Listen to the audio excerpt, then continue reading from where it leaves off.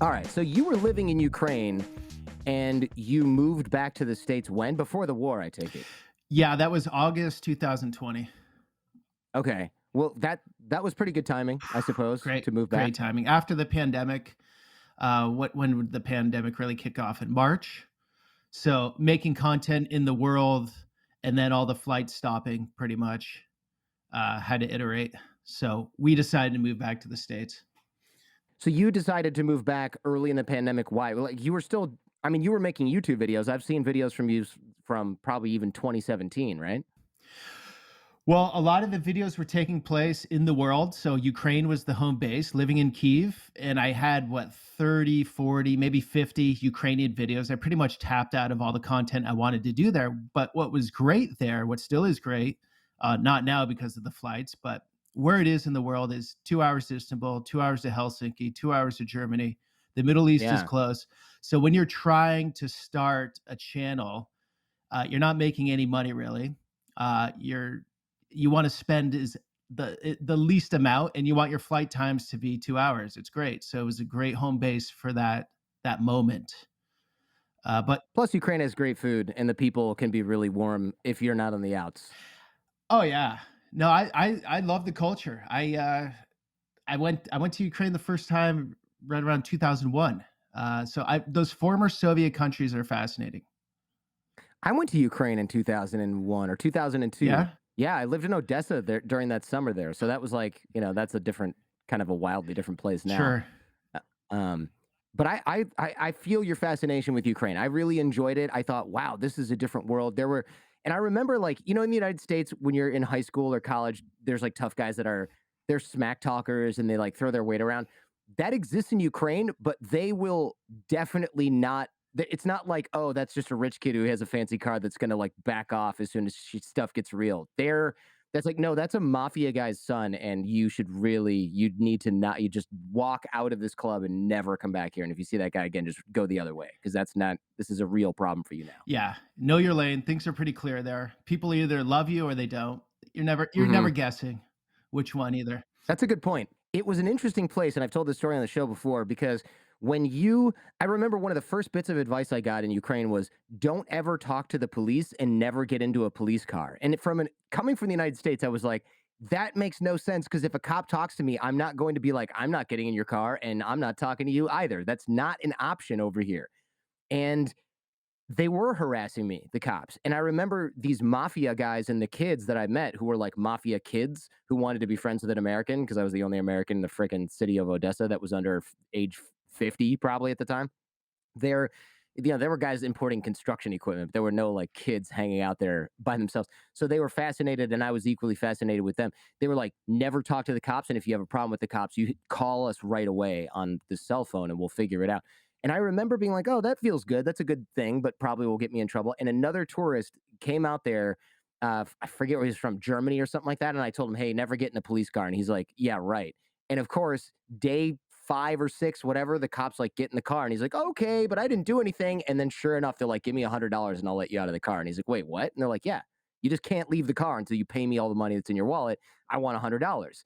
And he was just blown away by the level of it was just shocking level of corruption. And then that same thing will exist in the same country with people who invite you over to their house for dinner, make you a really good meal, want to hear all about your life, take you around to a park all weekend or to parks and whatever all weekend and show you their city because they just want to spend time with you. So it's very bizarre to have the mafia protecting you from the police, have weird corruption where like I got robbed at the airport by the customs guys, but at the same time be sleeping over at someone's house for free and then have them treat me like actual family and have me stay over on holidays and join their feast and just like enjoy my company as somebody who was, from the evil empire or Right, the other evil right. empire.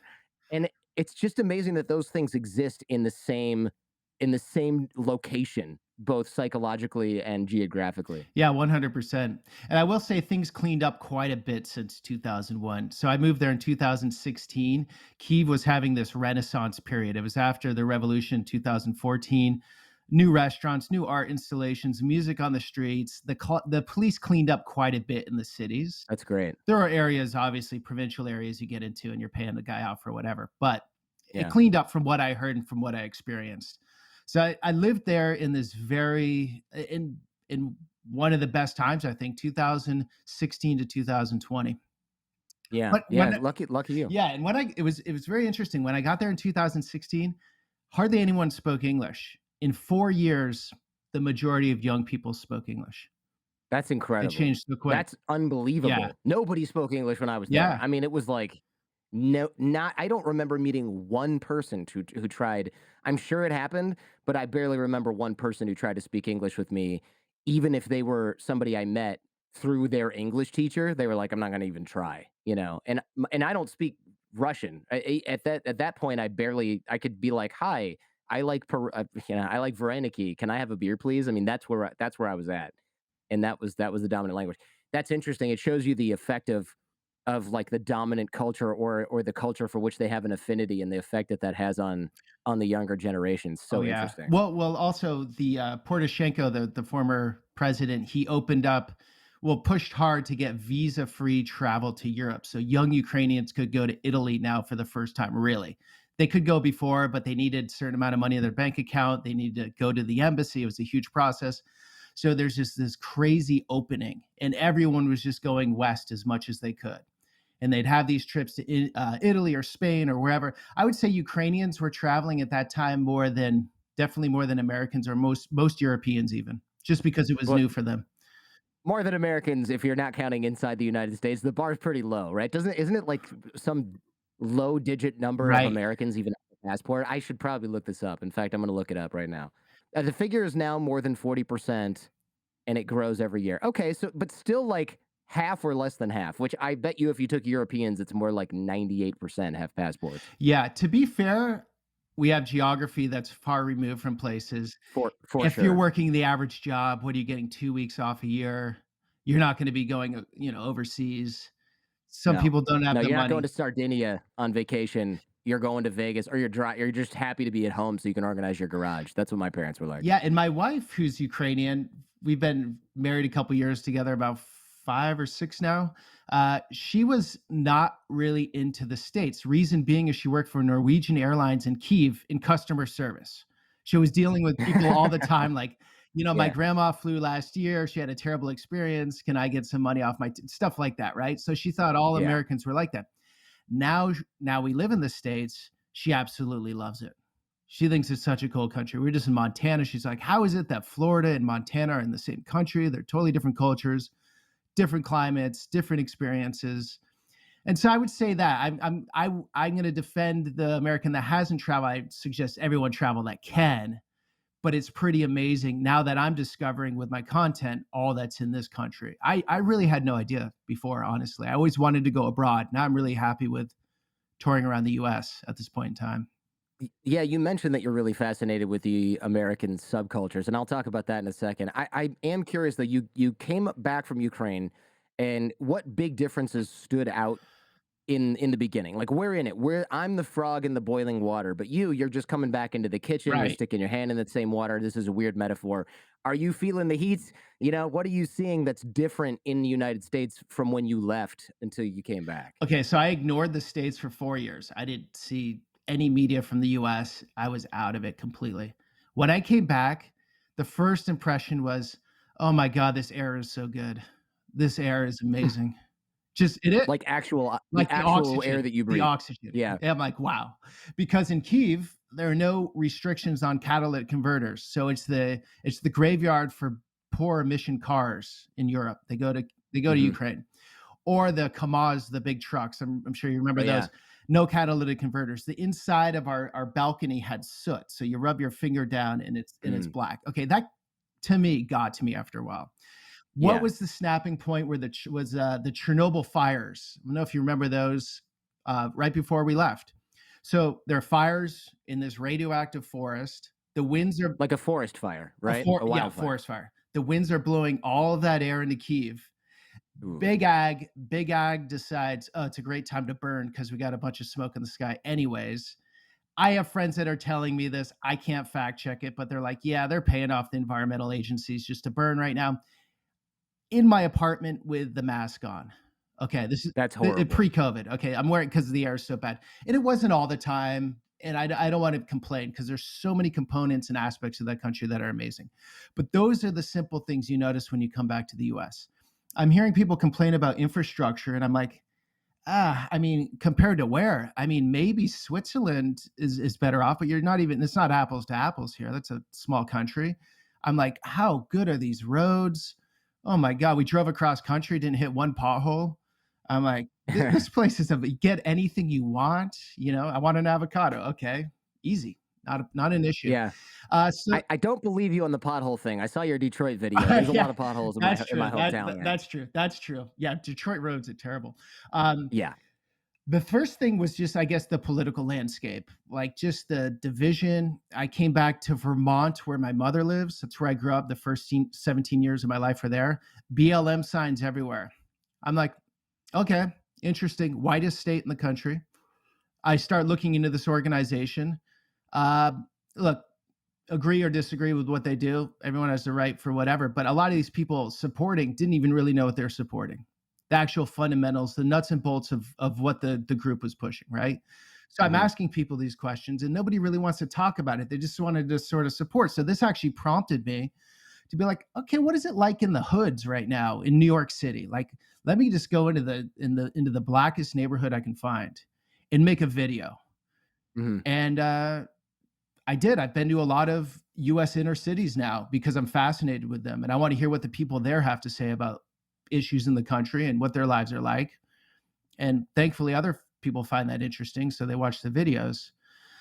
Those would be the first impressions. And then we went back to San Francisco where I left. And I know you're in the Bay, so I don't want to thrash it too hard. But the first No, impression, it's okay. Thrash away, buddy. the Yeah. first impressions was all the San Francisco snow. Do you know what that is? No, I have not heard about this, but it's definitely not actual snow, and it's gonna be disgusting, isn't it? It's not disgusting, but it's the broken glass in parking lots from so many smash and Ah, grabs, right? It's that, yeah. small glass particles. Oh, auto glass? Yeah, Yeah. I even my everywhere you car, park, you know? I finally bought like a $500 a month parking spot when I lived in the city. I moved out a while ago because I was just like, so I get to pay 200 bucks or whatever my window costs every time some junkie wants a $3 iPhone cable. Like this is bullshit. I'm out. I paid for that and then I went, this is extortion because the cops won't do anything. It wasn't even the cops. Like I remember calling the cops and they're like, look, man, I I know, but I can't. The DA is not going to do anything. So Yeah. I was like one of the first people on the who is this DA and how do we get rid of him Oh, yeah, train. yeah, so we came back probably at the worst time for SF, right? Height of COVID, the new DA who's loosening a lot of the law, crimes up, smash and grabs. It just didn't feel safe, and my wife is like, at that time, like, I would rather live in she was saying, "I'd rather live in Ukraine than San Francisco." And now Yeah, that's pre-war. I'm sure she would say something yeah, yeah, different now. And she had been before, and she loved the city, and she loved California just like myself. Um, but we were on this high, fresh food, clean air, clean water. I mean, all these things that we take for granted here. You don't really notice until you don't have them, I guess. Uh, yeah, yeah, and then these sort of the political friction and the San Francisco snow and whatever, and we sort of picked up our heads and like, do we want to be here right now? A starter home is what 1.5 million for a fixer upper, if you're lucky, man. if you're Yeah, lucky. And now my wife doesn't feel safe going to the store when I'm gone making videos, so that's probably not a good thing.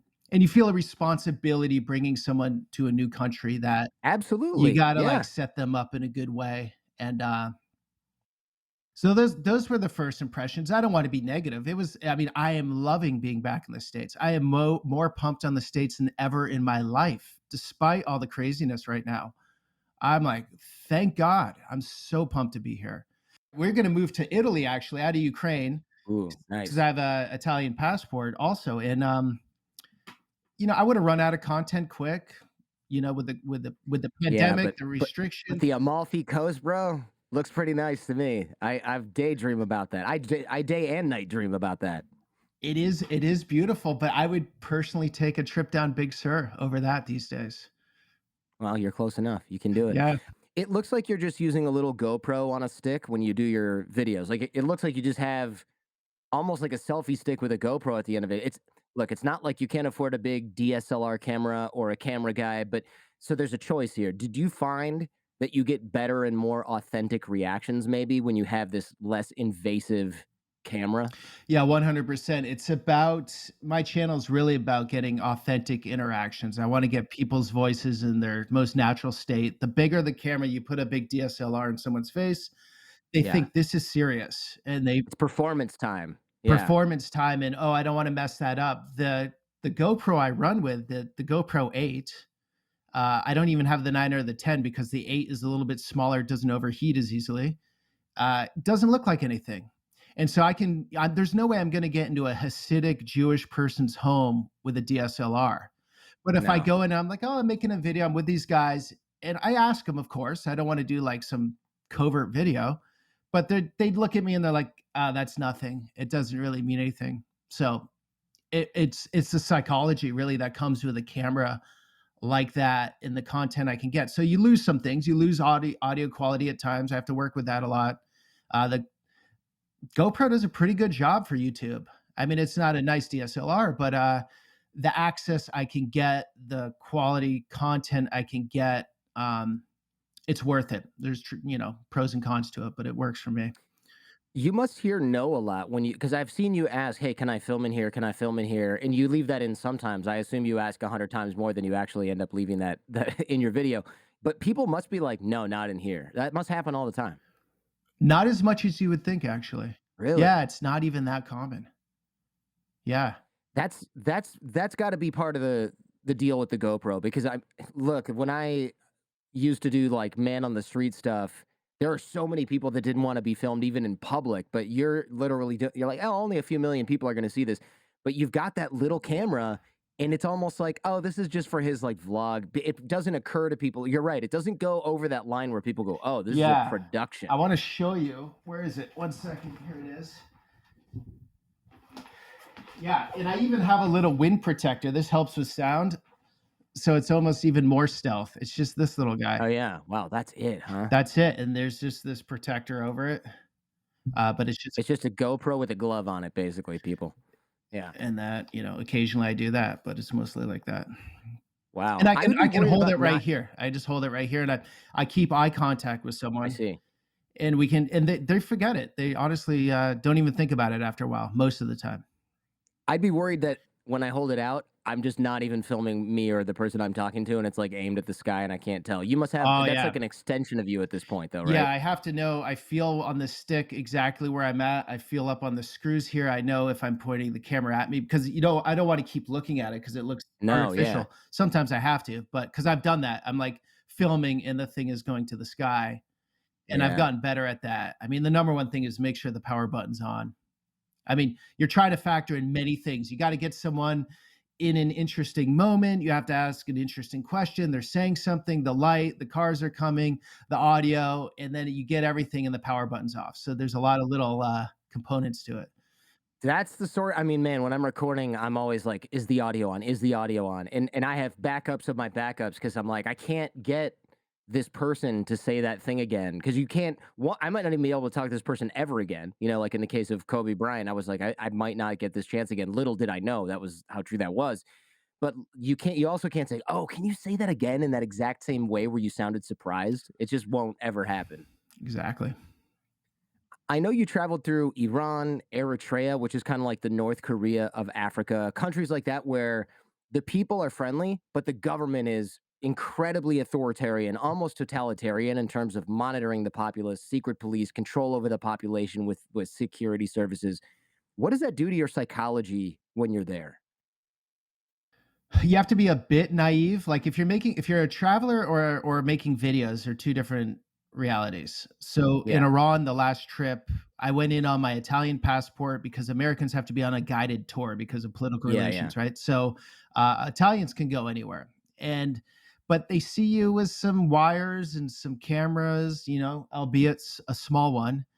Even worse, because then it's a spy gear instead of an actual tourist camera, right? Yeah, so I don't want to talk about all the stories, not to try to be dramatic, but there's just some things. Look, it's a heavily Well, you might go back, right?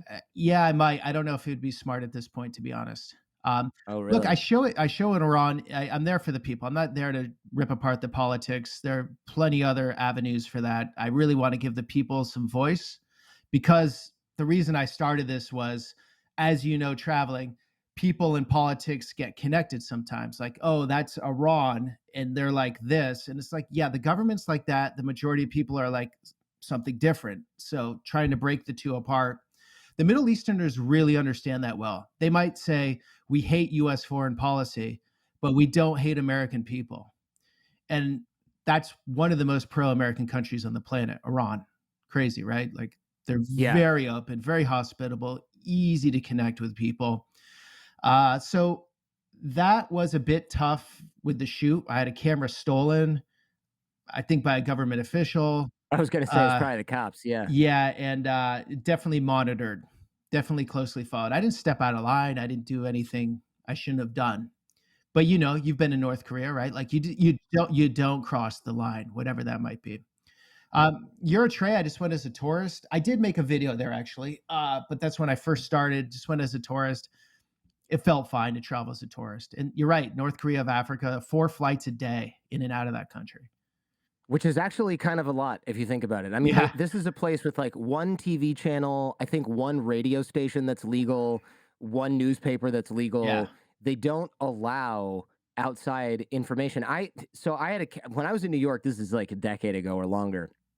I had a cab driver and I was like, "Oh, where are you from? Are you from Ethiopia?" And she's like, "Close, Eritrea." And I was like, "Oh, what made you move here?" And she goes, "I'm the one of the leaders of a resistance movement that's exiled Eritreans." And I was like, "What?" So then I was like, "I need to hear this story because it was an airport ride, luckily not a short ride." And she got to telling me that she basically had to flee the country. She snuck through the desert to do it. She ended up in New York. She got asylum. She became a cab driver to pay the bills, but she still runs this like exiled Eritrean resistance movement where they sneak footage out of the country, they sneak money into the country, they train people. Like and she said that Eritrea has intelligence agents following her in New York, in the Bronx, I think was where she was living, and they harass her sort of like on the low. And so she has to like deal with the FBI because they're like, "Hey, we know that there's people following." And she's like, "Yeah, they're following me and they bug me and they try and disrupt my meetings and stuff with weird stunts." It's a whole thing. And that to me was, I'd never heard that. And I thought, wait, an African intelligence service running ops in New York? Like, this is a very seriously authoritarian state, like way more than you would get from right. the video up from a tourist, right? Oh, 100%. And that's another thing coming back to the States, you really say what you want. I mean, the only thing, I mean, if you're worried about getting canceled or whatever, it's really, it's nothing compared to a government operative coming after you. Right. Or ending up in prison, a Exactly. gulag. Yeah, Yeah. no, I 100% I respect our constitution. I never really thought about it before. Then you travel enough in the world and you come back and you see what we're allowed to do. It's an amazing thing. When you were in Iran, I know you said you didn't want to tell all the stories. Can I ask why you don't want to tell the stories? If you're not necessarily going to go back, are you just worried it's going to reflect poorly on the people? You don't want to put any people at risk, and you don't want to I see. stir up anything that doesn't need to be stirred up. For example, Gotcha. saying I'm staying at a certain hotel and they said there are people here following and this, it's nothing crazy to be honest. I mean, an Gotcha. example would be like I was leaving one hotel and I could hear them talking. I heard American on the phone. I talked to the receptionist and he's like, "Yeah, they're just tracking you. They know exactly where you're going and what you're doing and they're just following your footsteps basically around the country." So Interesting. there was I some paranoia. There was definitely some paranoia because at that time I was doing more narrative form videos, less vloggy. So I was sitting in my yeah. room talking about all these experiences. I would hear footsteps coming down the hall. I got paranoid. That's the thing in these countries. Not as a traveler, I wouldn't say for anyone not to go to Iran, but when you live in a state where you might be pushing the edges, I think this paranoia sets in your mind. So you don't know what's in your mind or what's actually happening. The footsteps were probably someone going to the room, right? Well, or they were trying to fricking intimidate you. I mean, that type of thing happens in North Korea as well. Like they'll be like, "No more of this," and you're like talking to people, and they're like, "Yeah, don't talk to the kids." And then kids will come and play with you, and the guy will stand right behind you and be like, and you're like, "Okay, I get it. No, talk to the kids. They're literally chasing me. What do you want me to do?" And he'll like yell at the kids to go away. And it's just they just want you to know that they're there watching you. And it really is like you think, oh man, that sucks. It's kind of putting a damper on my trip. Imagine how these residents feel when that's an everyday part of their life. And the guy who was like the dumb kid at school is now literally in charge of whether they go to a prison or not. Because whenever you talk to citizens like in those places, and that you maybe you put a couple whiskeys in them, maybe not in Iran. They are the first people to be like, our secret police are the dumb people. They're the it that couldn't get a job anywhere else, and they become the most authoritarian sort of like religious police officers. Like these are the guys with two brain cells, and now they're empowered, and it's super They're the dangerous. narcs. So Iran has the Yeah. Basij, and it's a huge group of these guys. And so yeah, you have to be careful of what you say, where you say it. I was blown away by the English from the people you met in Iran. If I didn't know any better, I'd be like, that kid's from Ohio and just has a weird mustache or something. I mean, it's unbelievable. There's something about Farsi where it's not a huge jump to go to English. You know, Arabic speakers are going to have more of a challenge, but something about Farsi, that's my theory, because they speak so well. Their accents are nice to listen to. I was supposed to go to Iran in 2010. I missed my chance. It's one of my biggest regrets because again, I think now is probably not the best time to go just because of the tension. But also, I don't even know what I've said on this show that's going to piss off that government or a government they're aligned with, and they're just going to hand me over to China or something. Like I don't Yeah, know. probably something for sure. Yeah. Yeah, but it's one of those. I've got a list of as soon as the regime falls, I'm going there, and Iran's probably at the Oh top of yeah, that list. yeah. North Korea, Iran.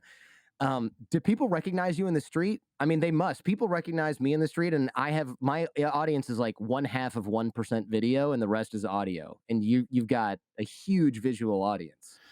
Yeah, sometimes. I mean, in those days, no, because I just didn't have many videos under me. But nowadays, yeah, it's a nice level, to be honest. Get the occasional high. It's not like some big movie star can't go anywhere, that type of thing.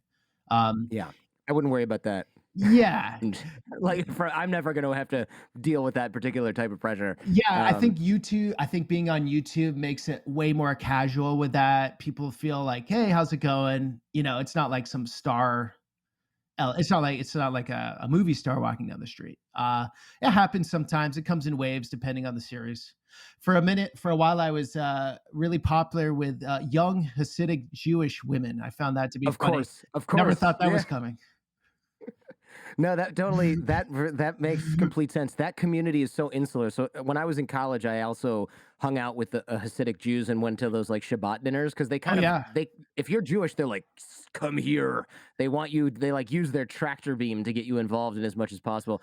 And I didn't really know the difference between Hasidic and Orthodox Jews and regular like Reform Jews because I'm like one fourth one whatever Jewish, so they were like, "Come to Israel with us. It's free." And I was like, "Sure." So I went to Israel with Hasidic Jews, and oh my goodness, is that a whole thing? oh yeah, That is a. I was like, "What planet am I on with these people?" And I remember being in a neighborhood in Israel dressed up, and a girl who was probably as a American tourist or something rode through this neighborhood on a bicycle with shorts on, and the little girls and the women who were 20 something, they went outside and they threw rocks at her. And I was like, "Guys, you're going to hurt her. Let her go." And they're like, "No, we don't want them in our neighborhood. Look at that whore." wow. And I was just blown away. But here's the thing, nicest people ever. Other than that crazy judgmental the person with shorts on, fa- super nice, treat you like family, let you sleep Oh over yeah, at their house, like just absolutely a loving. And then you have to sort of square it with like this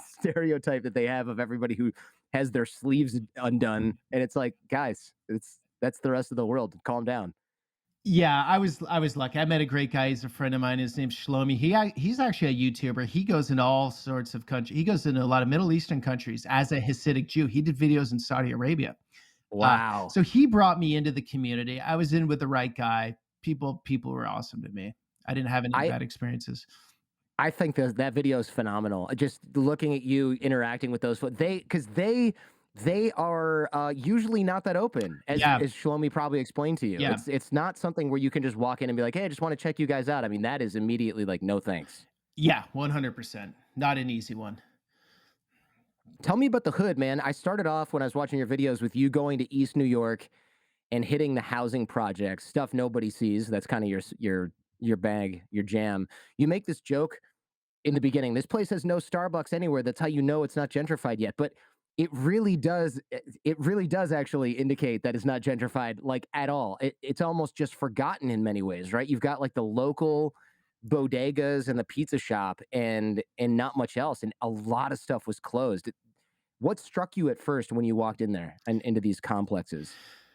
There's all sorts of things happening, but one positive I'd say is I like the community. Nobody's lonely in those places. Everybody sort of knows everybody. Uh, that's nice. I thought, especially during COVID times, it was um, it was just they brought me in. I doing those hood videos. I know nothing about inner city America, but I'm really interested. I think a lot of people are. And unless you really dig into it and like get in deep, it's just going to be someone giving a narration and some visuals of what it is, Yeah. which isn't real. Uh, I've enjoyed doing those. Are exciting videos to make because there's a lot of moving parts. You have to ask questions that are interesting enough and maybe provocative to some degree, but you can't cross a line. I mean, with a lot of different groups, right? As the outsider, you're going in. So you have to really feel that balance. There's always something happening. There's always something you haven't seen. I've learned a lot in these videos. That video blew me away in a lot of ways. The first building I think you went into, she said, "Oh, there's 1,542 apartments in it." And it was one of many buildings in one housing project, I guess you would call it, like a group of 4 or 5 buildings, and it just gives us, and that's in one city, right? One borough actually of New York. So that gives us a scale of just the poverty in that one part of Brooklyn. One borough of New York City has, I guess if there's 4 buildings there, I mean you're talking like 6,000-ish apartments. I Yeah, mean it's just, huge and scale. that's whole families living in there. It's unbelievable. Yeah, and so an observation in those places are nicer than where I lived in Ukraine. So I'm coming in with a different perspective. I'm like, the infrastructure is amazing in these hoods. How is that? Look at these parks. Look at these curbs, these sidewalks. And you go into the actual projects, and it's up to somebody how clean they want to keep their house or if they want to keep it messed up. But the conditions of the ones I went into were fine. Is it luxurious living? Of course not.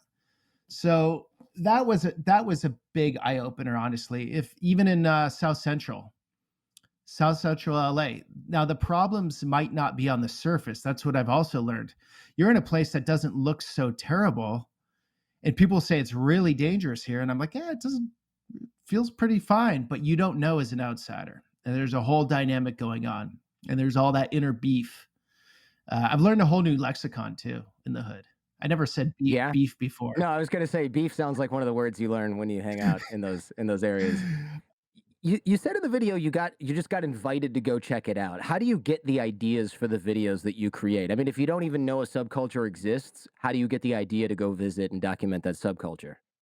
Okay, so coming back from Ukraine, I mean, it was sort of easier to like, I'm going to go to Iran and document this. Never really easy, but it was sort of like I sort of had an idea. Then coming back to the U.S., it's like, what am I going to do? Go to someone's office and watch them smash a spreadsheet? Obviously not. So, I have to think of like what's different. And Yeah, when I was in Vermont that first month back in the States, okay, New York's a dynamic place. We all know Manhattan. We all know like the big sites, but what is beneath the surface there? That's when the BLM was going on.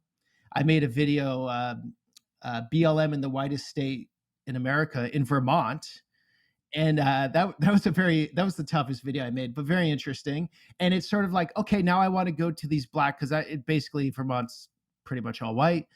Now I want to go to these black neighborhoods and hear what people have to say. And my goal wasn't to get political with this. It's just I was curious. I'm like, sure. what's going on? I've been out of the States for 4 years, and there's a lot of tension right now. Let me go talk to people. Like, I don't want a filter. That's the thing. You know this in traveling. Whatever information you get, it's always coming through a filter. Even my viewers are seeing it through my filter, right? And I try to be as honest and open as possible, but it's just the way I'm seeing the world. So the only way to really get the truth is get out there your own and ask a lot of people a lot of questions. And so going to the hoods, I could ask a lot of questions. A lot of the same questions to different people. That's how you find a consensus or where things are at to some degree. Hey, if you like what you're hearing and seeing, check out the Jordan Harbinger Show podcast feed. There's a lot more just like this. You can find the Jordan Harbinger Show in Apple Podcasts, Spotify, or wherever you get your podcasts. Now, back to the show. How do you make your plan? You know, you got to have some logistics in place for this versus just showing up with the GoPro, right? You've got to have a person, a contact. Are these people usually fans at some level of your channel and they DM you and you're like, that's a good idea? Or do you hire a fixer when you get to where you're going?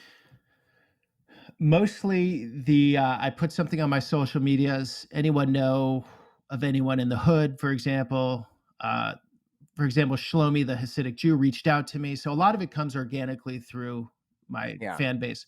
But I've hired an assistant. And for example, we're posting this Cowboys and Ranchers series right now. Just shot it all the way from West Texas up to Montana. And there was a lot of groundwork that she did, finding the right ranches, finding the right people.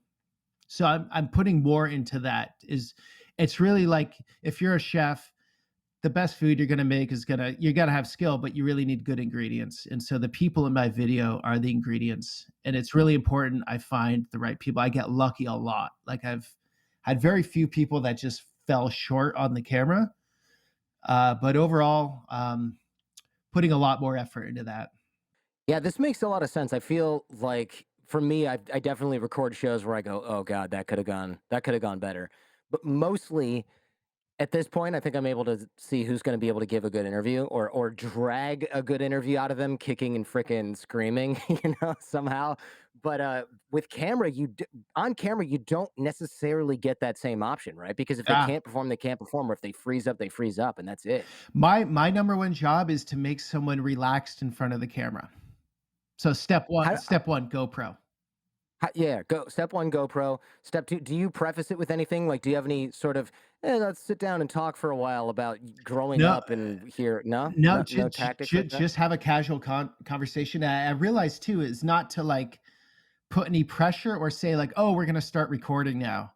Right. I just go with it. I just, I'll start recording when I feel it's right. Like maybe it's right from the beginning, or maybe we talk for a while and we're hanging out, and then I just start recording down at the sky and bring the camera down. And I'm like, so James, where are we exactly right now? We've already talked for a while, so just sort of goes.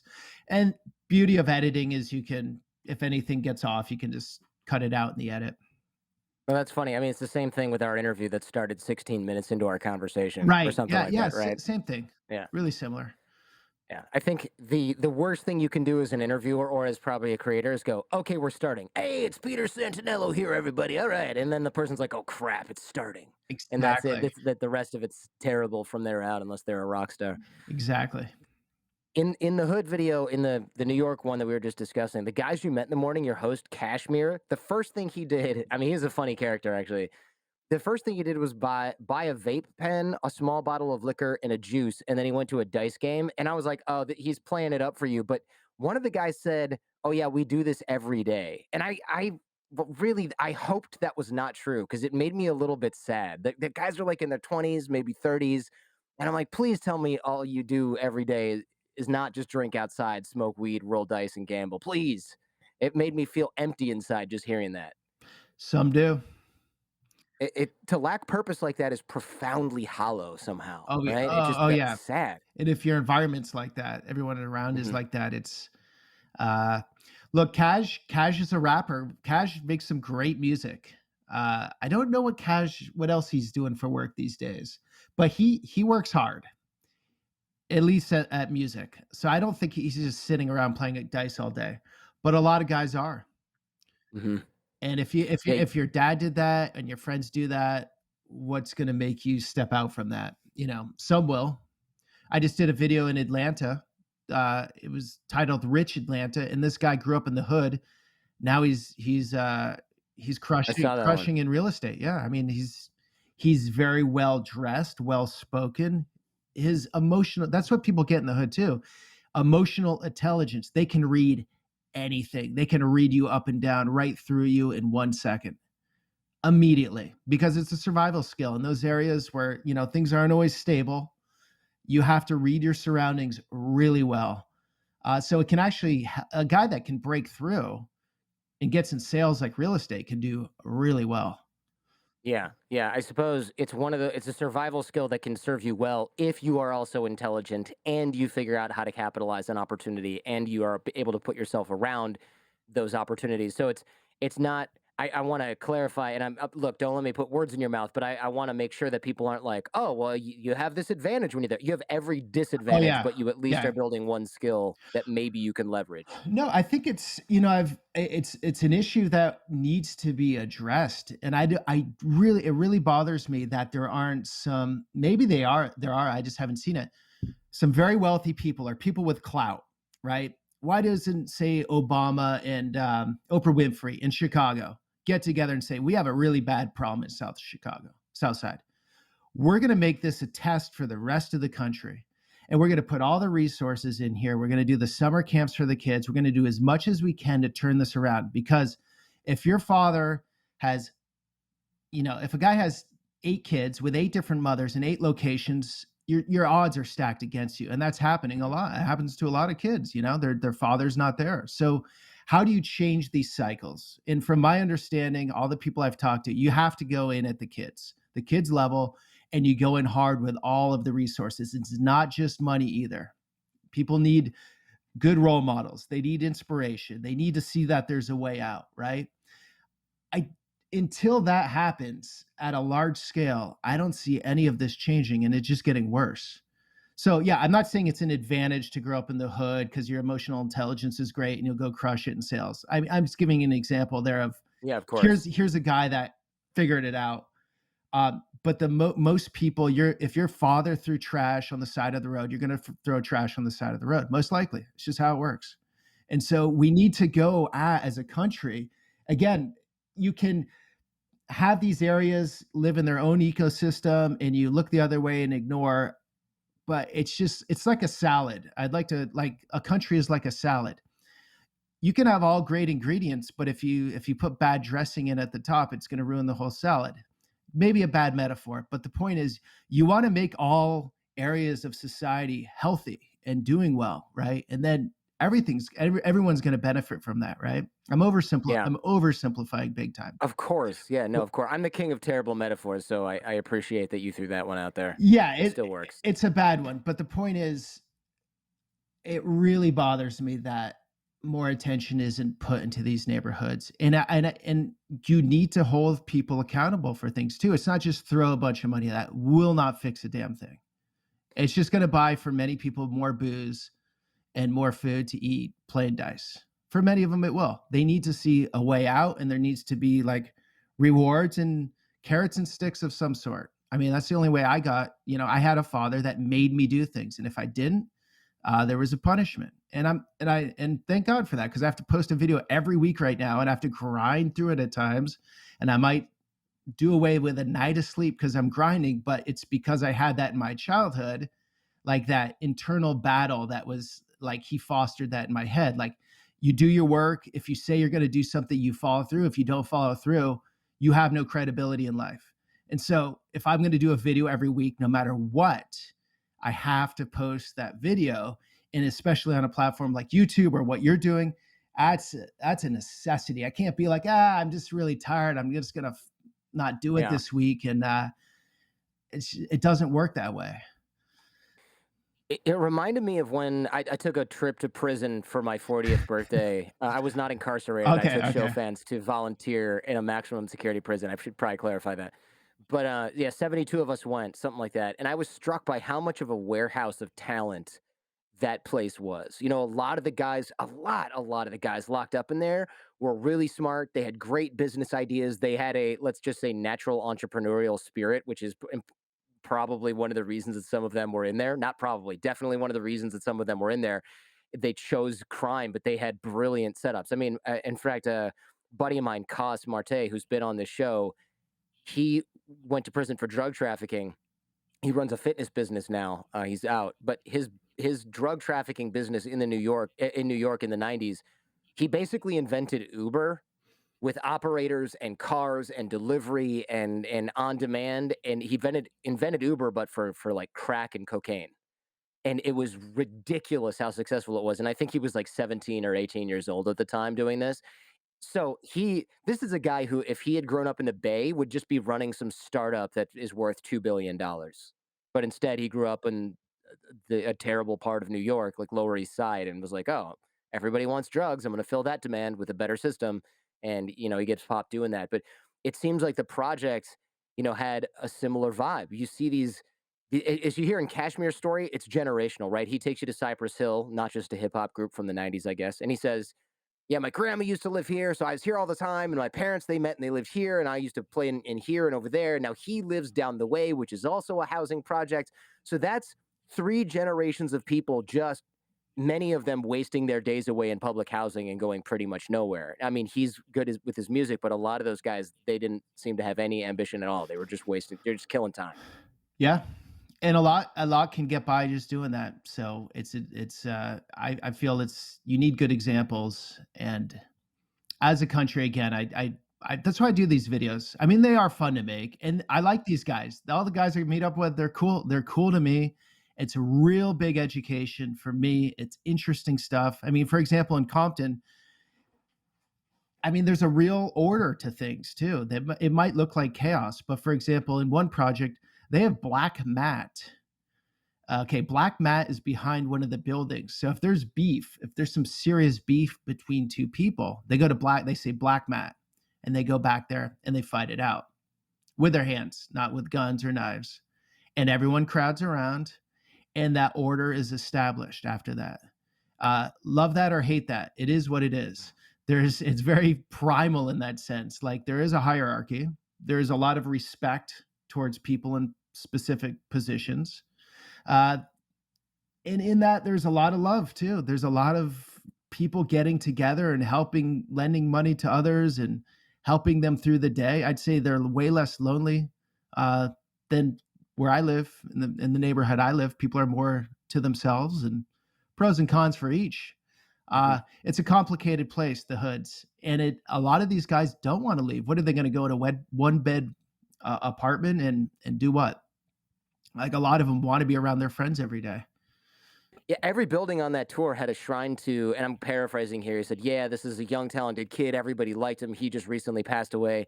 It was just depressing to see the odds stacked against you Oh yeah. constantly. And it's like every kid who had talent, it was like, "Oh yeah, he just recently passed away." And it's like, I know what you mean. And sometimes he was more specific and he said gun violence, but young kids don't die of diseases at that rate. I mean, he's obviously referring to violence. And the folks you met on the bench, they say, "Hey, in the '70s, we were having picnics outside on the lawn. Then crack in the '80s and '90s destroyed everything and everyone around it. Destroyed the community. Destroyed everybody here. Everybody got sucked into it. Good people got sucked into it. Kids got sucked into it. Couldn't even go outside. It was too dangerous. Just like a war zone. It's just a stain on America that type of thing exists even here, and that the fallout is just like, well, pick yourself up by your bootstraps because it's kind of over now, and deal with it." And on the one hand, what stood out was how welcoming everyone was.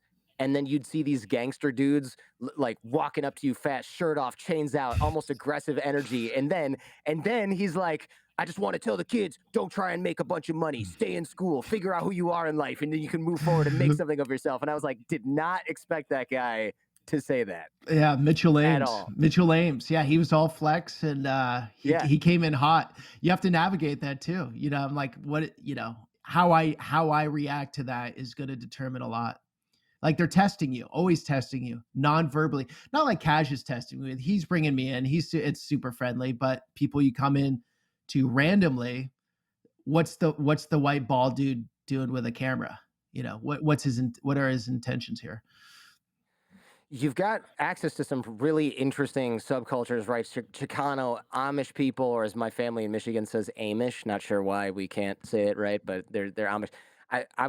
I'll let people check out those videos for themselves, of course. But I wondered, as a guy who works on the internet, what did you think of a group of people that didn't even have electricity? Okay, like all these communities, they're more complex than what you first think. So Amish, there are Schwarzentruber Amish. Those are the ones without electricity. Those are the Amish that we think of that are Amish. Then they're Old Order, they're New Order, they're Thobe, they're Beachy Amish. Beachy Amish would be the most liberal of the Amish. They have microwaves, they drive. There's Oh all wow. these different rules. So the old order Amish can't have rubber on their carriage tires. The new order Amish can. Um, it's really complicated. It depends where someone lives exactly and the church they go to. A lot of different rules. And so that's when, with every one of these communities, there's something like that, where you see, say, even the Hasidic Jews, there are 200 sects of Hasidics. You have Yeah. the Satmars, who are the most conservative. You have the Lubavitch, that are the most open and liberal, but they're all Hasidic, right? Uh, don't want to bore you with the details here, but going into, you can't even just say Amish No, it's like because saying Jews, right? It's like there's in just a, too many it, area or Christians. There's tons of different kinds. yeah, in a way. But the Amish people were very refreshing to be around. Really cool, eye-opening experience. Like, they're, 3 years ago, people would say Amish, oh wow, they're really behind, they're missing out. After I made that series, so many people chimed in saying, oh wow, look how simple their lives are. I want to live like that, close to the Uh-huh. land. I want to have a Yeah. connected group that I'm with every week. I think there's more of a positive spin put on Amish these days because of the pandemic and the way the world is going, how things are going so quickly. They're pretty calm and rooted in who they are and what they're doing. You know, I admire all of that stuff from the outside and making these videos. I can respect it all. At the end of the day, I'm too much of an individual. I really enjoy jumping into something, coming out, seeing it from this way, seeing that perspective, seeing those people. I'm not a great conformist. So I admire it fully and I respect it. Um, I don't want to become Amish or Hasidic, but maybe, Well, maybe after a few more years, like the last few we've had, I'll be out there in the fields. Who knows? that's right. You never know. Plowing a field by hand or with the depending on which church you're in, the Exactly. motorized thing. Exactly. Yeah. Yeah, this Chicano video, that subculture was, or yeah, I know there are series of videos. That subculture was wild. Like everyone's seen those crazy cars around, and I've always like, who would buy this old car that's kind of a beater, paint it up, do it up all nice, put like $1 jillion into it, put wheels on it that are too small, jack up the right side of the car 3 feet so you're sideways and uncomfortable inside. But it's a whole thing, and as you start to go through the video, you're like, actually, this stuff is pretty damn cool. Like you get a Oh real yeah, appreciation for it. yeah, yeah. I mean, this work has made me less judgmental. Before, It has to. I would have said, "What? That's such a waste. That's silly. That's Mhm. stupid. Why would you do that to your car?" Now I'm realizing all of these things are just catalysts to get people together, have common ground, camaraderie. It's really, that's what it's about. Whether it be a car, a motorcycle, a tractor, whatever, it doesn't even really matter the device, to be honest. It actually serves a greater purpose. And the more that we are online, like we are right now, uh, those human interactions are becoming more important, I think. And so people can find their tribe through that. And so the whole car culture, I'm into it now. I think it's so cool. I mean, they were doing hopping cars, like on remote Mhm. controls, and hopping the things. And Yeah. it's their world, and they get together in south side of LA. I went there to an event. They got the music, the food. Everyone knows everybody. The kids are into it. The adults are into it. It's multi-generational. Uh, I really respect it actually now. They kept saying, "We're proud Americans," and I thought, "Okay, great. I love that." Like, I love hearing that. But it was funny to hear the guy go, "I'm not Mexican. Everybody thinks we're Mexicans. My grandparents weren't even Mexicans. Like, they were born in California." And I thought, that's a really good point and kind of funny because that guy's more American than I am if we're going to measure how long people have been in the country. And yet, of course, I would assume that that guy is Mexican. You know what cracked me up, though, was that one guy who goes, yeah, my Spanish is really broken and bad, man. I can get by, but that's about it. And I was like, don't you have an accent though? And he's like, I can't speak Spanish. And I thought, so his first and only language is Spanish accented English, which I thought, what? That exists. Like it just shows you what a bubble I am for not knowing that, but also, of course, what he's in for being like, this is my first language. This is very accented English, Oh and I don't yeah. speak Spanish. Yeah, Chicanos were I knew nothing about them. Like most of these communities, know very little about them, and that's what's so amazing about the states. I'm seeing for the first time in my 40s that the Amish and the Chicanos and the guys in the hoods are equally American. How cool! Mhm. How cool is that? It's really cool. They're Yeah. like living in many ways they're living the same lives, in other ways they're living completely different lives, but the fact that we live in a country where anyone can express themselves really how they want to and not necessarily be judged for it. They can find whatever tribe they want to be in. It's really such a cool thing. Have you've seen a lot of the world? Most of it's homogeneous. You know, most of it there's a capital city. Everything sort of hubs out of there. There's a certain monoculture. Not everywhere, obviously, but a lot of countries. The U.S. is this wacky experiment. It's just like bring them all in from wherever. Let them do here. Let's write up some rules called the Constitution, and just let it rip. And it has. And I love that expression. I love that people can be exactly who they want to be. For example, I'm making YouTube videos. That if I had an Italian mom in Italy, I'm being generalistic here, it's not going to be so well accepted in culture. You know, oh, well, you should have been a doctor, you should have been this, you should have been that. Yeah. Here it's much more accepted to like, Look, there's still time for your parents to be disappointed in you. Don't give up oh yet. yeah, yeah, yeah. That's for sure. But the point is like there's every little niche here, there's every available option here, there's an insane amount of opportunity and everybody's here. It's an exciting place, and that's what I'm capturing now. I'm like seeing this for the first time in my life in my 40s, even though I grew up here. In that same video, you had this moment with one of the guys who said, "I feel successful now because I can pay my bills without resorting to crime." Essentially, I'm paraphrasing, but how do you feel when somebody tells you the unvarnished truth like that? You know, he wasn't fronting at all. He wasn't trying to maintain or manage an image. That moment was just pure honesty, and I see those moments in your videos quite regularly. What does that do for you? That's what I know I'm doing it right because that's what I want. This channel started because I got sick of us viewing the world through the media, right? And the media has Mhm. its job and it's there to show the fireworks and the events, yes. But that frames people's images of what the world is like, consciously or subconsciously, right? Anytime I can get someone to open up and be really authentic on camera and just let it out like that on this format, it's not something a newscaster can necessarily do too often in that format where the clips are very short and they're a so-called professional with the big cameras, and then there's the subject. There's a little bit of a divide there. Anytime I can bring down that divide completely, and it's like we're hanging out like friends, but you're living totally different than I am, and we Mhm. and we can all learn something from you. Boom, that's when I know it's on. So I get those are the moments I work for.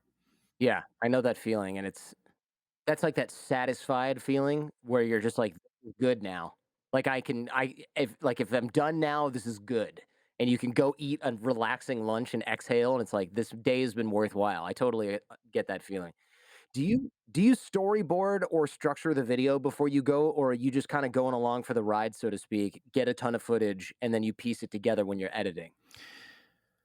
Okay, so figuring out for you people that want to do YouTube, figuring out a format is super important, and Mhm. it might take time. It took me a lot of time to figure out. In the beginning, I used to just storyboard in the sense that I would write up a narrative, like here are all the points I want to talk about, and then I would get those experiences and I would drop all that B-roll and make a more assembled piece. That took me my first video like 3 weeks of editing. Oh my gosh. And my channel didn't start doing well until I posted every week. So now it's less of that, more of dropping. I go out and do a video within a day. It's in chronological order. Um, there has to be a loose enough framework, but I have to know there's enough I'm going into. Okay, I'll give you an example. This latest rancher series, we're meeting up. They're going to bring me on the ranch. I'm like, is there any activity we can get into? Okay, we're going to be herding cattle. Okay, I'm thinking in my mind, there's going to be movement. Okay, videos that do better have movement to them. We're never just hanging out in one space for too long.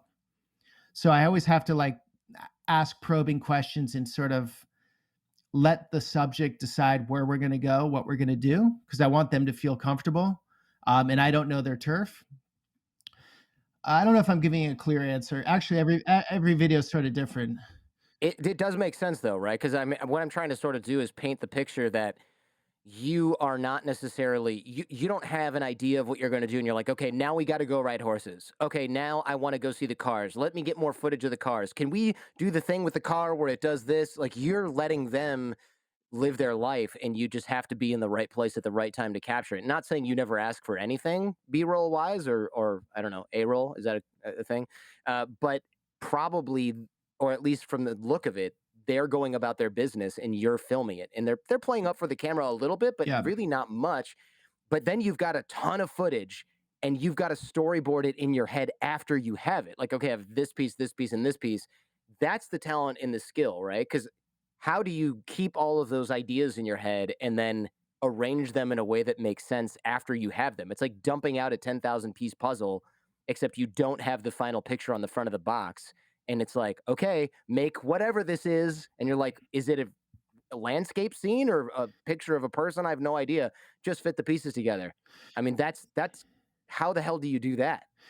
Okay, say I take a make a video. I shot 2.5 hours of footage. I'm gonna bring that into my editing software, and then it's in order, and then it's just watch through, cut out the fat. You're constantly cutting out the fat, cutting out the fat, cutting out the fat.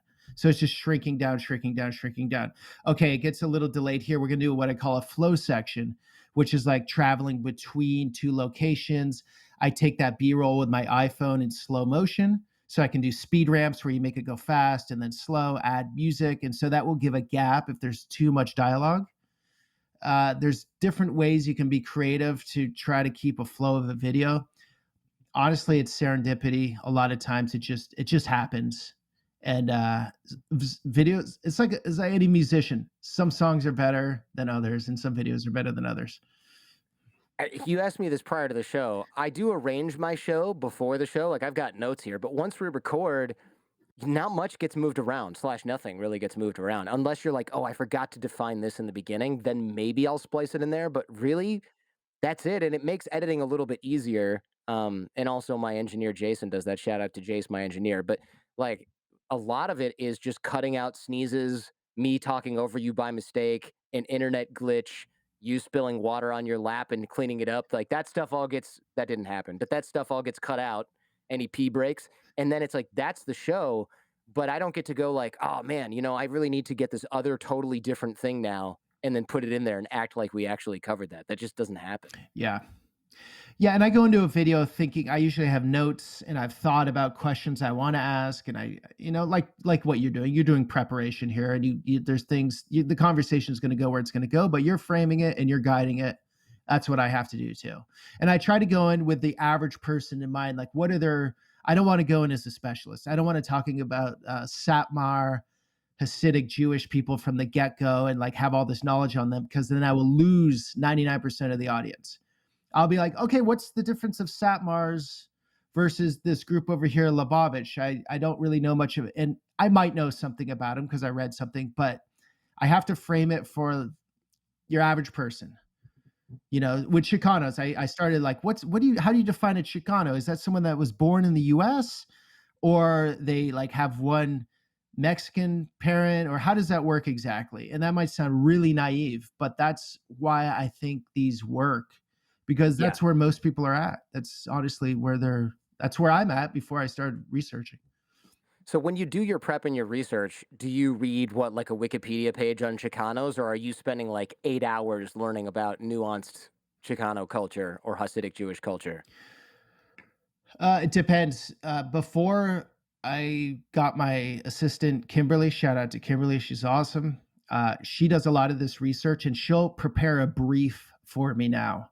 And so that could be a combination of YouTube videos, Wikipedia, other sources. And then I'll go through and like really try to know more. I want to know a good amount, but not be an expert, not really, really know.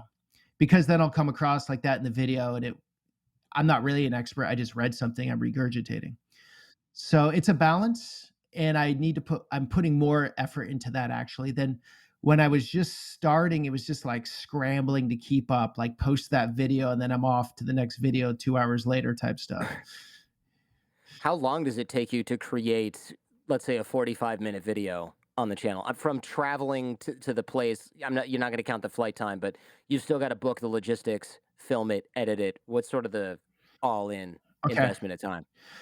Okay. So I've been traveling since I was 25. It was always my dream to go see the world. And we never traveled as a family growing up. And I went around the world, saved up 20 grand in 2000, and went around 85 countries I've seen in total. It's not a bragging thing because there's people are trying to do like count off as many countries as possible.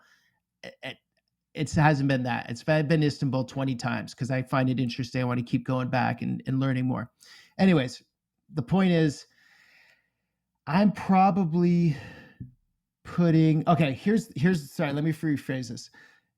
Every shoot I'm doing, the ideal is to say get 8 episodes in 2 weeks. So go to a location. When I did a Muslim series, I know you're from Detroit, Yeah, Dearborn. I think I yeah, from did. right around there. I think I did 6 episodes there and 2 in Detroit. So I went on one trip. I had a week and a half there. I go out there and I'm just going 100% on getting the content. So I get 8 videos. I come home. That's going to last 2 months. Okay. Because we post every Sunday.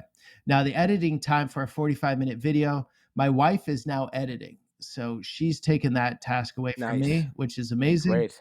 That is probably 30 hours, maybe, all from beginning to end with thumbnails and all these things that actually go in behind the scenes. So let's just say 30 hours per video.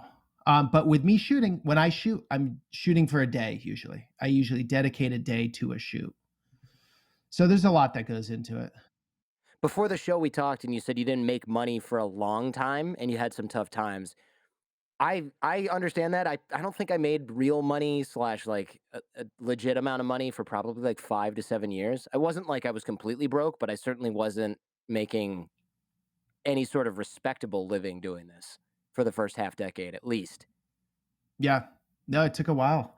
Uh, the long the long timeline is in 2011, I didn't think of YouTube and I was going to LA every 6 weeks pitching a travel TV show concept to different production companies. I joined this group, this networking group down there. I was living in Lake Tahoe at the time and flying from Reno to LA every 6 weeks and trying just I had no name for myself. I had no background in this space. And I did that for like 8 months and really got nowhere. And that's when it was, I'm done. Okay, next idea. And I had another business at this time. I actually owned a detailing business that was For, funding everything, for cars? boats, planes. Uh, Okay. I developed a crew and I travel was the number one. I always wanted to travel is the best thing I could figure out in those days where I could take off and be gone for long chunks of time. I figured out how to run it from abroad. Anyways, it wasn't what I wanted to be doing. It paid the bills and allowed me to see the world, which was my number one. Before 40, I wanted to get as many experiences as possible in the world. So I'm constantly trying to figure out like I wanted to be one of those people in life that was doing what they love to do. I always admire those people. Very, very few get to it. I think Steve Jobs said, never give up on trying to go for your dreams. It might, your career and your wife. Those are the two most important decisions. I wanted to get this right because I saw my dad miserable in his work growing up. So I'm going to LA every 6 weeks. Uh, After a while, it's not going anywhere. I'm getting really low on money. I came up with a new startup. Okay, this is an app that's going to connect travelers with locals. So if you're going to Berlin, you love running, you're going to go Berlin, the Wow. dates, running, you'll meet up with a local. Move to San Francisco because I'm going to just start this next great app, right? And I have no tech background. And 3 years at that flopped in its face, right? So midlife, I remember just sitting in Golden Gate Park reading books, like, what am I going to do with my life? Luckily, I have my business. I'm still running. It's keeping my bills paid, but I'm not like making a ton of money. My friend lived in Ukraine. He said, why don't you come out? And I went out, stayed with him. And he's like, why don't you stay? You can live way cheaper out here and you can travel more of the world. I said, well, I subletted my apartment out that I was renting in San Francisco and went out there. And battling, what am I going to do with my life? The startup didn't work. I tried doing a travel TV show. because I just want to show people the world, places like Tajikistan or Republic of Georgia, like show what's cool about these places. That didn't work. What am I going to do? I'm coming up in my late 30s. My business is starting to run out of oxygen because I'm an absentee owner. I could run it from Right. San Francisco from 4 hours away, but now we're going half the world. What is as much profit sharing as I was giving in bonuses? They start to think, oh, look at boss man. He's halfway around the world. He's traveling. We're going to start taking advantage here and there. And that's just going to happen with any business if the owner's gone for long enough. And they were great guys for while it lasted. So I'm realizing that's going downhill. And I'm like, what am I going to do? I'm going to start a drop shipping company through Amazon and a sales team in Ukraine because I have friends that have businesses in the US that need sales development. Anyways, nothing got me excited. And midlife crisis happens. A friend of mine is like, if you really want to learn the language, go out to the countryside. So I lived with a family, refugees from the first conflict in the far east of Ukraine. Oh, wow. Yeah, they had zero money. They lived in this small house in the countryside, not one word of English. And I'm like, I'm just going to document this. Mm-hmm. And I documented a 6-part documentary series of it. And it did well in Ukraine because I'm this guy, it's called Fish Out of Water, totally out of my element, lived with them, made a series, threw it up on YouTube. Okay, cool. There's some traction. Maybe I can go somewhere with this YouTube, for this travel. Next series, total flop.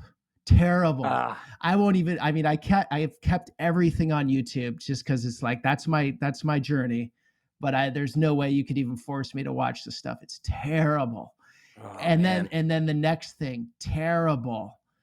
And the point is, it was a long, hard road to get where I'm at now. I don't take it for granted. It can all go away tomorrow. Just really hard internal battles. I remember being in Kyiv. My wife took me to a quest room. It was like a fun day. And Is that like an escape room? Yeah. Yeah, I love those. And I love them too, but I wasn't that day, just battling, like, what am I going to do with my life? Like, how am I going to make this happen? And then luckily this Iran series sort of did well. And then I had some other series after do terrible. And it really wasn't until I got back to the States, because here's the thing with YouTube, which I didn't know. If your audience is in the Middle East or Eastern Europe, your ad revenue is going to be very low. But if you have a US based audience or a UK audience, just the ad revenue is much higher. Google makes more money from those clients, those people clicking on ads. So when I came back to the States and started doing stuff, it was a Hail Mary. I think I had 50 grand saved. We're moving to San Francisco. My business is done, and I'm going to make YouTube videos with Hasidic Jews in New York and somehow make a living out of this. I told friends that, and they just looked at me like, all right, man, whatever. You're a moron. Yeah. You're, Oh, man. you're a moron. I'm going to go to the hoods and make some videos. And I'm thinking Patreon is going to pay my way somehow. Like I'll make enough money through Patreon to support this. I wasn't going to give up. And then luckily at that time, things finally turned around. So being in the US, having a greater US audience, being regular every week, and just coming up with content. I've tried to be as creative as possible and get into places that most people haven't gotten into. Now it's working well. I can say it's really working well. So if you want to take the long road, it was 10 years to get to this. Brutal. I mean, that's a long time. Now looking at your channel, you put up a video, Amish people get 5 million views. I mean, that is awesome. Right now, I think this is 1.12 million subs, 133 million views and counting on your video. And this is just like going up every single day. By the time you listen to this, it's going to be higher. So in video sponsors, so you get Google's, YouTube ads that show up like a Lexus ad or whatever. I've got premium, so I don't see those. But in video sponsors, they pay what? A flat rate? Do they negotiate that? Like, how do the economics work if, like, I don't know, Netflix wants to advertise on your video, or Manscaped, they just offer you something? How does it work? Yeah, so I have an ad manager. He brokers the deals with different companies, and then there's just a one flat fee. You can also do affiliates. I also do that with a clothing company, Cuts. So I'll put their link. I'll put an ad in a video. You click on my link, I'm getting 15% of every purchase. So Gotcha. those can add up, especially in a good ad. So there are really two ways to do those ads: affiliate or just a one-off, lump sum. Can I ask you the range the lump sum takes? In the ads, it's roughly around 10,000, roughly. Okay, It can be less, it can be more. With cuts, I have my own contract with them, and it's more that's totally separate, and it's affiliate link click, so it just depends how many it's people based on click sales. based Yeah, yeah, of based on course. sales. No, Uh, that makes sense. and also I wanna mention, which I didn't think of for a long time, Facebook is excellent. It's very neurotic. I mean, it can some months can be great and some can be terrible, but I never even thought that would be an avenue, and I just put my videos on YouTube, put the same exact video on Facebook. It takes no extra work, and that's a whole 'nother revenue stream. Yeah, amazing. Well, congratulations on the success, man. Really Thank you. love what you put out there. By the way, you went to Detroit. It looks better than San Francisco right now in many places. Downtown is. I that surprised me, really. Yeah. They have a Yeah. lo they it's a really cool city as far as, like, there's a good vibe, there's a soul there, right? And they're very proud of their city. They know everyone shits on it, so I think when someone comes in and tries to show something good about it, they're really happy to reach out. San Francisco, it's a beautiful, it's amazing, everyone knows of it, right? It's a world city. Yeah, yeah, I know. Detroit is always been kind of an under well, maybe not always, but for a long time, for generations anyway, it's been an underdog. So it's those of us from there, yeah, we might say it's got a lot of problems and but yeah, we always want to see it succeed and it just has so much raw potential. Oh, yeah, But beautiful architecture too. yeah, yeah. I mean, there's just a lot like most cities that have problems like that. There's a lot of corruption. There's a lot of issues. There's a lot of gang violence. There's a lot of drugs. A lot of everything.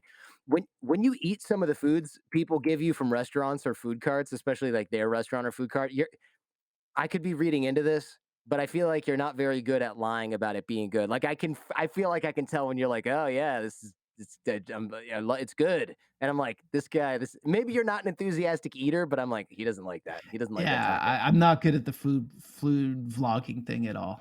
But No. you're right. If I don't love it, I can't fake. Oh, this is amazing. And those food vloggers where everything is amazing, it's like putting an exclamation point on the end of every sentence. It like starts to mean nothing. That's my take on that.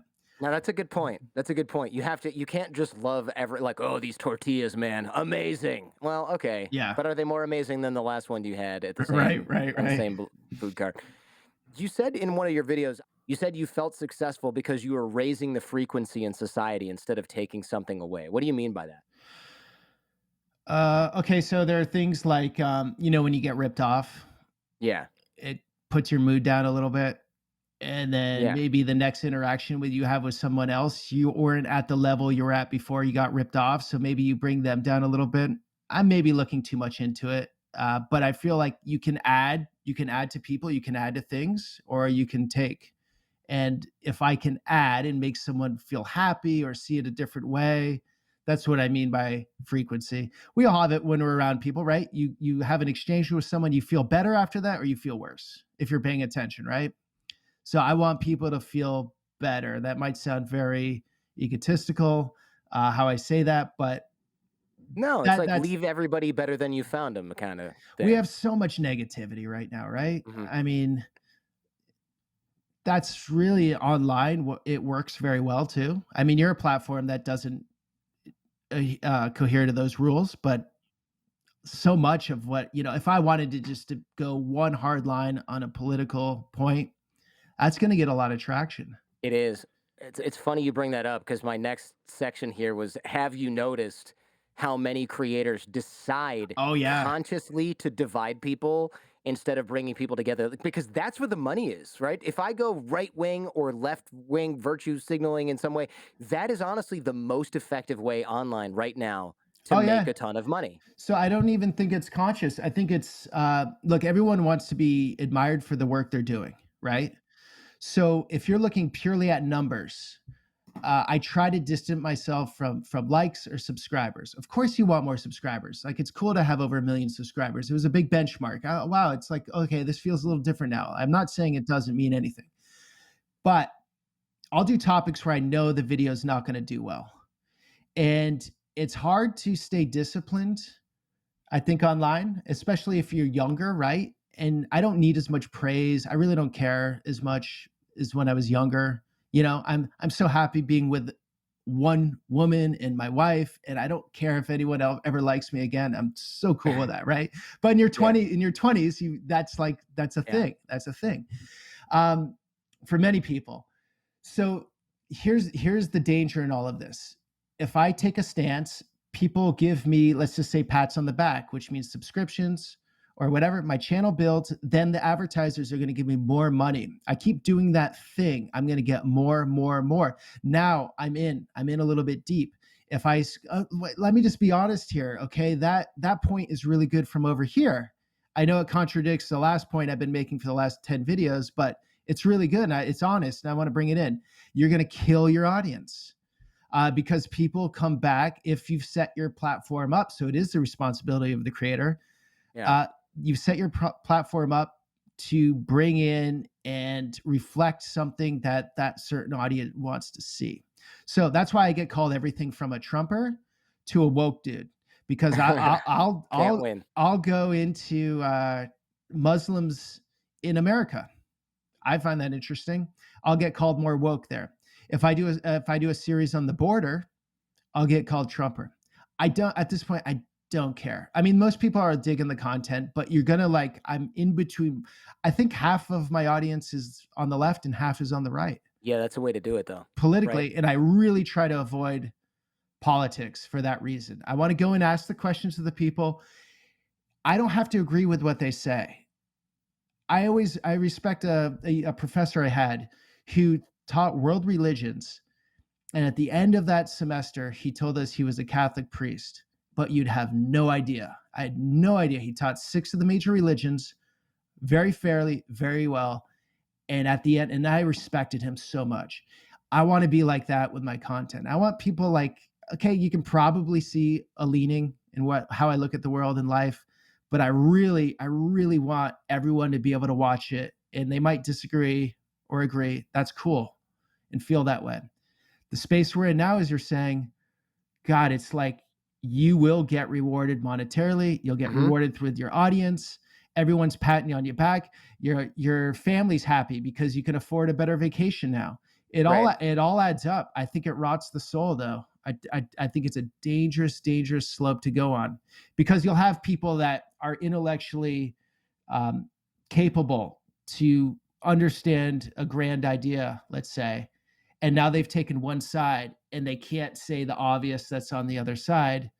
I just lose respect for that. It doesn't, it's now this person is not looking for truth. I know you do it in your content. You're a curious person. You're looking for truth in all your subjects. You bring on people from all different backgrounds because you want to learn what they have to offer you. And my goal in my content is like truth is where the compass is going. Really hard to find. I get it. Not easy thing, but that's where I'm going. And if I'm wrong about something, for example, I did a South Texas series. After that, about the border, I'm like, I agree with the wall here. I talked to a bunch of border agents. If you put a 30-foot wall up, they'll come in with a 32-foot ladder and jump it, but everyone's going to this one pinch point, but there's now an infrastructure of roads on each side. Now border protection can do their job way better because it's a crazy landscape there. So this infrastructure has really helped them. Now that's a very political thing, but I'm just saying Yeah. it from a pragmatic thing. If you're Sure. going to have a border, if you want people, if you don't want huge, huge, huge influx of what's going on now, that's one way. Then I was just in West Texas talking with a sheriff. Doesn't like the wall there. Why? Because the river's right here, and right back from the river, huge mesas. There's nowhere to put the wall. So the only place they could put the wall would be right on the river, which means give Mexico the river, and they lose all of their tourism dollars and all what's good about living down there. So now I'm like, okay, it doesn't work here at all. So like most of this stuff, it's nuanced, it's complex. And so I can say where I stand now, the wall works in this place. I can understand why they'd want it. And it doesn't work here. And I can understand that. And in 5 years, I'll probably think something differently. And I always want to be that way. I don't want to lock into these ideas. That's insanity. That's like you're killing your growth intellectually if you do. And so online, that's what we're seeing a lot of. Not everybody, obviously, but a lot. You said you're more pro America now than ever before and at any point in your history. Why is that? Okay, so if you have a pair of shoes you wear. Do you have a favorite pair of shoes you wear, Jordan? Yeah, Type probably. Yeah, type sure. type of shoe, like sport shoes or Oh, sure. Yeah, like I don't know, something where I Nikes? don't have to tie. You know, Okay. some slip-on leather. Don't lump me in with the no socks guys. Okay. So I'll try to get better with the metaphors. If you only wore that one pair of shoes your whole life, right? That's your universe, that's your world. Now you just stepped into a pair of dress shoes that are very stiff and they give your feet a completely different feel. Yeah, they're slippery.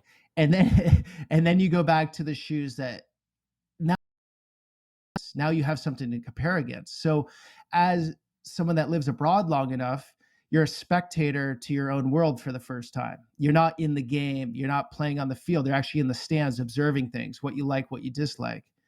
And so enough time abroad has given me a perspective of what is fantastic about this country. And so growing up here, I always thought Europe, everything in Europe is great. You know, if you make 2,000 euros in Italy, you're doing well a month. Okay. Really? Oh yeah. That surprises me. Yeah. That shocks me, actually. It surprised me too. Like seeing the amount of opportunities here after being abroad in different countries, the basics, like I was saying earlier, clean air, water, all of these things, the amount of diversity we have, the amount of like, I can go talk to anyone here. Okay. We're told online that, you know, we're so divided with politics. I don't care what political affiliation any of my neighbors have or the Amazon guy. I'm interacting every day, no problem without any of these issues. Okay. We have everyone from every different background. We have every type of food. We have a beautiful country. We have a place where you can really be who you want to be in this life with the least amount of resistance. Okay. Tell me a place that does it better than that on the whole. Okay. They're going to be examples. But as a culture and as a country, the framework, how it's set up, it's pretty hard to be here. Um, what else would I say? It's nice speaking English. It's nice being in I English, bet. I bet. like I hate fumbling in a language. That gets old after a while. It's an embodiment of this country being a place of opportunity is my YouTube channel does so much better now that I'm just here, just because I have a US audience. Can you give us a preview of what you're working on now? Like, what sort of is next for you, subcultures wise, or do you not want to share? But by the Oh way, yeah, by no the time problem. this comes out, it's gonna already be out because it's gonna be like a month. Yeah, no problem. I'm posting for the next month or so, cowboys and ranchers from Hmm. West Texas all the way up to Montana, different ranches. Even got on the Mescalero Apache tribe, which was Oh wow. which was amazing, and they're native cowboys. I did a story with them. Okay, so all the way up to Montana. Then coming up is a series on Alaska, then UK. I'm thinking, and then the big one, which I've been planning for like 2 years, is Native Americans. Oh wow. And that's been a tough one because of the pandemic. A lot of the tribes have been really sort of closed off or locked down. So I'm just waiting for all that to blow over. It's also a really difficult one to get into. Um, but that's a big one I want to hit this fall. So that's most of the rest of the year. What's something that you want to do, but you think it's either impossible or it's going to be too expensive, too far away, etc.? Is there something where you're like, oh man, one day, I think the Native American one is the big one for me. really? I don't think it's impossible. I think it's going to be a tough one because I've spent time on reservations this last trip going up the west, and some are really down and out, like a bomb went off, and others, like the Mescalero Apache, was in pretty good shape. And it's a world I think most of us have no idea about. Modern natives, what is that world like? What is it like on the reservations? I've heard all sorts of things, and I want to show it in a positive light.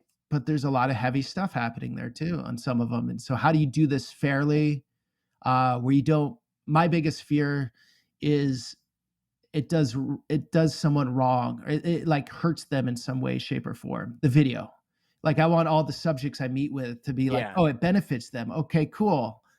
The last thing I want to do is get something wrong or make them look poorly. You know. Yeah. Well, that's good of you, man. I mean, you're Peter, you're the Anthony Bourdain of niche American subcultures, man. I'm honored to talk to you today, and I consider myself lucky to be your friend as well because I can text you at all hours with questions about your videos from 5 years ago. No, my pleasure, Jordan, and respect to you for what you do. You're so prolific, and you're going into every different type of topic fairly and honestly, and asking good questions, and it's so needed. So kudos to you too. Thanks for doing the show, man. All right, thank you. Thanks for checking out this entire episode of The Jordan Harbinger Show. If you're interested in exploring this topic further, check out the Jordan Harbinger Show podcast feed. There, we dive even deeper on this and many other topics. In the audio podcast, I also close open loops, cover things discussed off camera, off air, and give some parting lessons from our guest. You can find The Jordan Harbinger Show in Apple Podcasts, Spotify, any podcast app, or at jordanharbinger.com. And also, if you found this episode useful, please share it with those you care about. Last but not least, like, comment, and subscribe.